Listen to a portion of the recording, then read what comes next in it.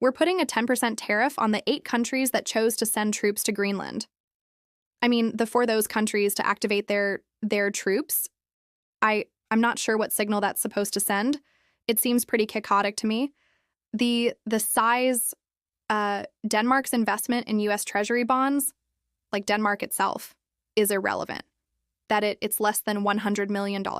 They've been selling treasuries for years. I'm not concerned at all. This morning I want to address a topic of great importance to President Trump: America First trade and the ways it is transforming our world. America First does not mean America alone, but free trade should be fair trade. Parallel prosperity extends beyond the United States. It is a global rebalancing that the president has shouldered for the benefit of all, especially the American people. A rebalancing of international trade was long overdue, and with the numbers we've seen, rebalancing must continue. The data indicate that this rebalancing is underway in the United States. The United States international trade deficit is narrowing at an unprecedented pace. In October, the trade gap declined by 39% month over month, reaching its lowest level since 2009. Exports increased nearly 3% to an all-time high, while imports declined by 3%, their lowest level since early 2024. This reflects an increased competitiveness of U.S. production. Our world is both safer, and more prosperous when America is strong with a robust industrial base and a vibrant economy. The president has built his entire trade agenda on advancing these goals, and the results speak for themselves through real economic activity. Since President Trump took office, inflation-adjusted goods output has grown at an annual rate exceeding 9%, the strongest non-pandemic expansion in more than a decade. America's CapEx boom is underway. Manufacturing investment is accelerated. Capacity utilization is increased, and reshoring activity continues to expand across multiple sectors. As a result, productivity growth, the ultimate determinant of rising living standards, is surging. In the process, real blue-collar wages are increasing at one of the fastest rates to start a new administration on record. President Trump has created a true blue-collar boom, but he has also rebalanced the international order for the betterment of all, even for those of you who are not American. Last week, G7 finance ministers, plus other participants, including India, South Korea, Mexico, and Australia, gathered at the Treasury building with me to discuss the need for diversifying critical mineral supply chains. Years of failed policies have fostered a situation in which supply chains have become highly concentrated and vulnerable to both disruption and manipulation. President Trump's leadership is tending to these vulnerabilities. President Trump's leadership gathered these nations, and President Trump's leadership continues to drive the dialogue. In the G20, there's a world of parallel prosperity from which all will benefit. The United States is a premier destination for global capital. Thanks to President Trump, as I have often said, our country now has the most favorable tax, energy, and regulatory environment in the world, ensuring even stronger returns for partners who invest in America. And as we assume leadership of the G20, our agenda is one that we wish not just for ourselves but for all of our allies. Grow, baby, grow. Growth is the only path out of this mountain of debt, and we can only grow together by expanding trade that is fair. And thanks to President Trump, America's first approach to rebalancing global trade, we all have the opportunity to do so. I look forward to taking your questions on trade and any other subjects. Thanks, everybody. So let's go to the room first. If we can please the first question, please state your name and outlet. Gentleman over here on the right in the black turtleneck. Thank you very much, Mr. Secretary. My name is Oscar with the Swiss Weekly WBO. We know that, from previous statements, that you value Swiss neutrality very highly. Our government every so often is taking away neutrality. What would that mean in terms of our bilateral relationships if Switzerland more and more would side with EU, for example, or would depart from our traditional neutrality? Well, let's talk about what Switzerland emulating the failed EU economic policies would do. Switzerland, a country of 9 million people. Amazingly, the box is so far above its weight class. It is an industrial powerhouse. It is home to, as I said yesterday, a thriving middle class. And I would worry if you started emulating the EU policies of administration, bureaucracy, and economic sclerosis. And it would be very disappointing if Switzerland decided to get on the EU bandwagon of talk first and not think about the consequences later. Thank you. Let's move to the next question, please. Front row yellow tie name and outlet, please. Edward Lawrence from Fox News. Thanks, Mr. Secretary. So the president says he's going to put a 10% tariff on Greenland starting February 1st. It goes up to 25%. How concerned are you that this is going to start a trade war with Europe? And is it worth risking the US economy for Greenland?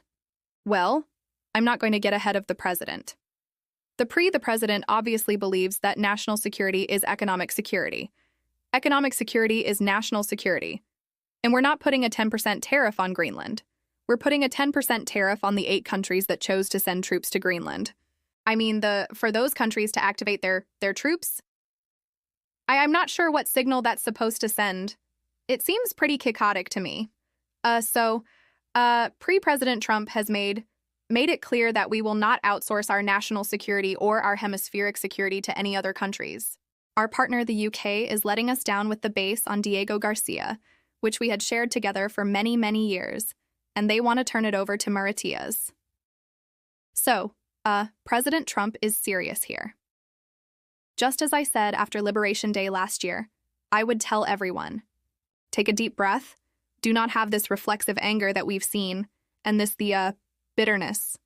Why don't they sit down, wait for President Trump to get here, and listen to his argument? Because I think they're going to be persuaded. Yeah, if I could, on the Supreme Court today, you went to a Supreme Court hearing. Why shouldn't Fed Chairman Jerome Powell go? Yeah, I am a political appointee, and Chair Powell is not. Chair Powell says that the Fed must stay above politics, and the politics cannot get enmeshed into the Fed. I have become very frustrated with the Fed for refusing to do an internal investigation. I think all of this could have been avoided. I have been calling for an internal investigation at the Fed, since last summer and even before that. So, there are 2 things at stake here. 1, does the president have the authority to remove Governor Cook for alleged malfeasance? 2, did Governor Cook commit mortgage fraud? I am not sure why Chair Powell would go and support Governor Cook when the Fed has not undertaken an examination of whether she did in fact commit mortgage fraud. If she did, she is stealing from the American people every day because she has a GBAC mortgage. And as I've said before, it is very unfortunate that on Chair Powell's watch, we will have seen between 4 and 6 governors and bank presidents have to step down for ethical lapses. Now, 4 to 6 may not seem like much. That is out of 19. I can tell you, as someone who is on Wall Street, if you were the leader of a Wall Street firm, you would have a failure to supervise problem. So again, I think that his sitting in the front row of the Supreme Court is a political statement, and I agree with him. The Fed should not be politicized. He is politicizing the Fed. I went in my capacity as a political employee in the Trump administration. Governor calls you smug. Are you smug? Yeah. You know, I think it's very, very ironic that, Governor Nuomi, who strikes me as Patrick Bateman meets Sparkle Beach Ken, may be the only Californian who knows less about economics than Claw Harris. He's here this week with his billionaire sugar daddy, Alex Soros. And the Davos is a perfect place for a man who, when everyone else was on lockdown, when he was having people arrested for going to church, he was having 1,000-a-night meals at the French Laundry. And I'm sure the California people won't forget that. And I can tell my message to Governor Nuomo is the Trump administration is coming to California. We are going to crack down on waste, fraud, and abuse. And I was told he was asked to give a speech on his signature policies, but he's not speaking because what have his economic policies brought? Outward migration from California, a gigantic budget deficit, the largest homeless population in America, and the poor folks in the Palisades who had their homes burned down. He is here hobnobbing with the global elite while his California citizens are still homeless. Shame on him. He is too smug, too self-absorbed, and too economically illiterate to know anything. Thank you very much. Let me know if you need any further clarification. And that goes for all of you if you need any more clarification on that. Next question, please. Gentleman, second row with glasses. Name and outlet, please. Thank you. Good morning, Jamie Keaton, Associated Press. Thank you, Secretary, for coming to see us again. Yesterday, the S&P 500 dropped more than 2%, gold and silver hit new highs, And the European Union Press Commission President Ursuline said that US tariffs over Greenland were a mistake. And President Miron has mentioned the use of the EU's anti-coercion method, measures all after you said, as you have said this morning as well, that people need to take a breath over this situation. What conversations have you had with EU and other counterparts to help stabilize markets and to help convince them to take a breath?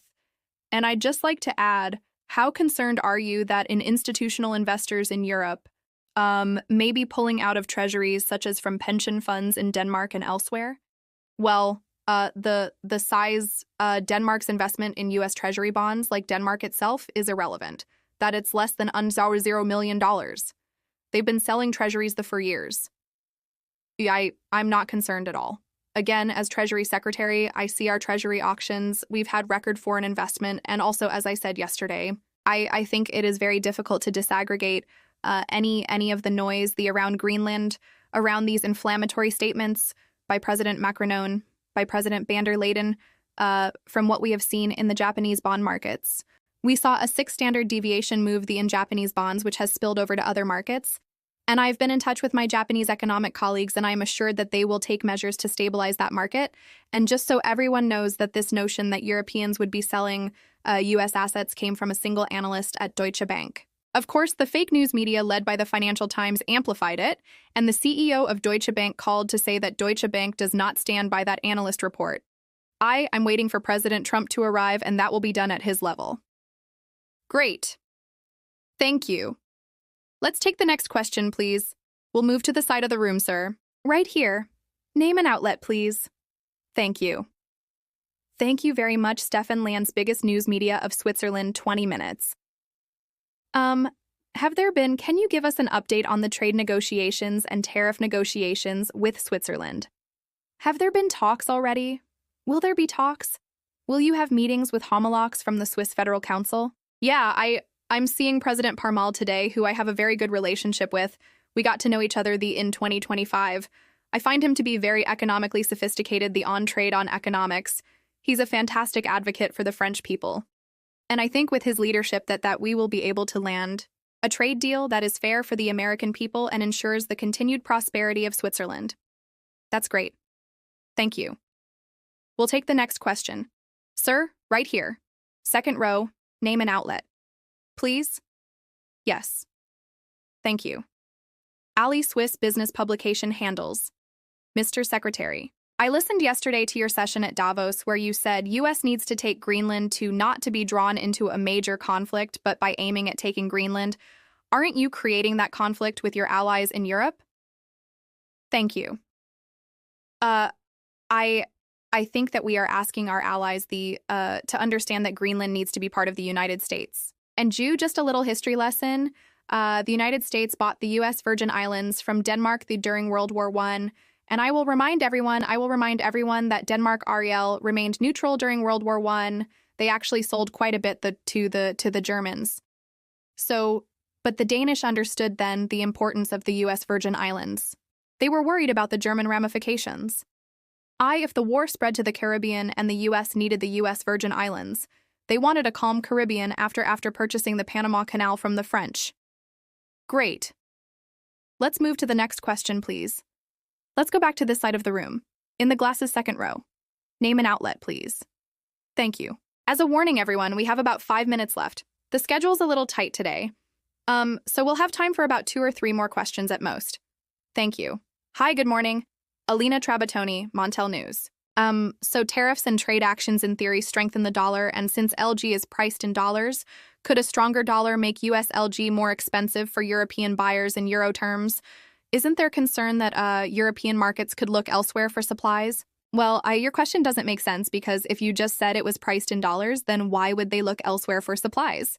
If oil comes from Saudi, it's priced in dollars. If oil comes from the North Sea, it's priced in dollars. So I don't think I understand the question. Yeah, LNG, but I mean they could get better deals elsewhere. No, there's I think you're tripping on your own question, that there's a global price for oil, and the only way to get a better deal elsewhere is to buy sanctioned oil from Venezuela, sanctioned oil from Iran, and sanctioned oil from Russia.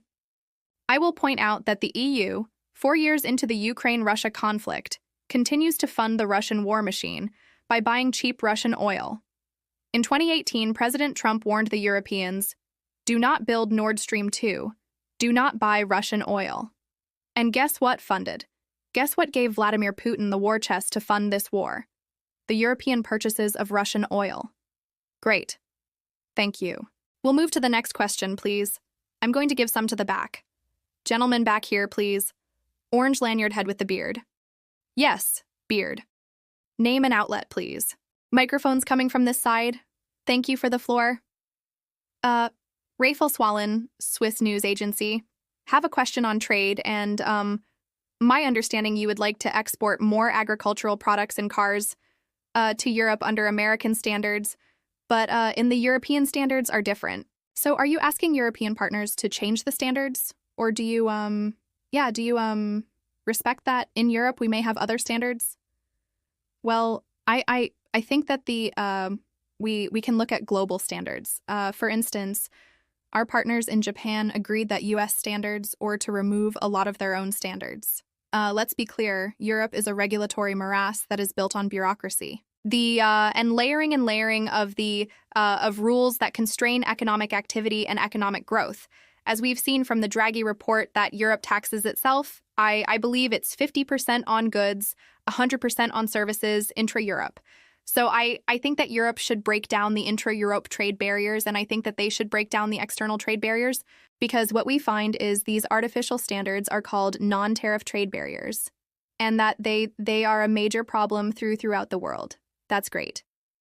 And this is going to be the last question then today, I think. We'll conclude it up here back in the front row, please, sir, with laptop name and outlet. Hi, Lauren to With France Press. A couple of questions, if I may. Could you tell us if President Trump, what happened with Air Force One?